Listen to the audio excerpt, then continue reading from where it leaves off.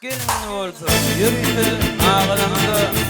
Bedrettin Maltun Nişan'ın sözlerini koyadılar köyüne kanmedin Adem'inle Arap dilini sövdüğümaydım bile Yağmura dağının çay toyunu Doğan ediyen adamlar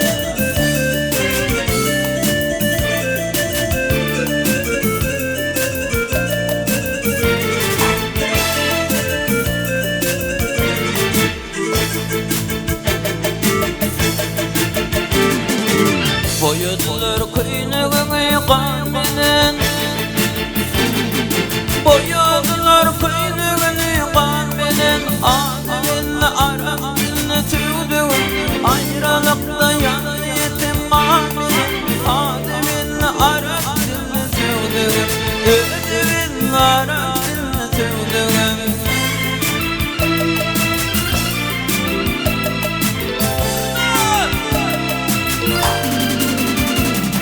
Şıktan buzlu gülvedenin soyuldu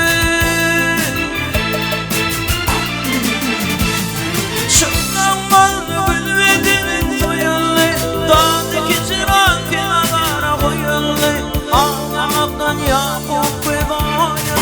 Adem'in Arap dilini sevdim Adem'in Arap dilini sevdim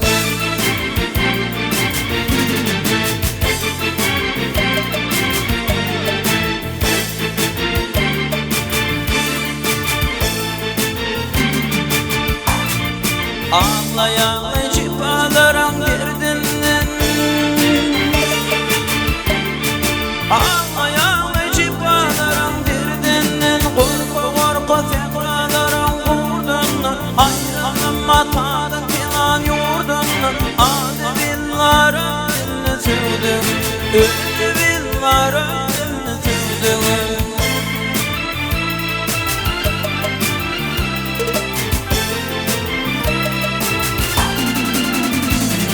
Gitti vurdum kardeşlerim yığılaşıp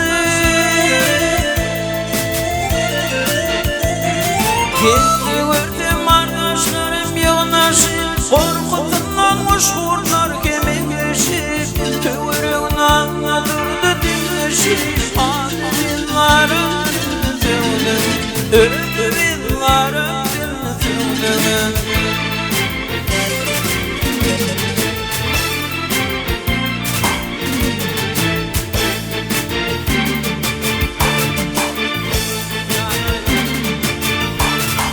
Mahkumlu yaylar elim yıkıldı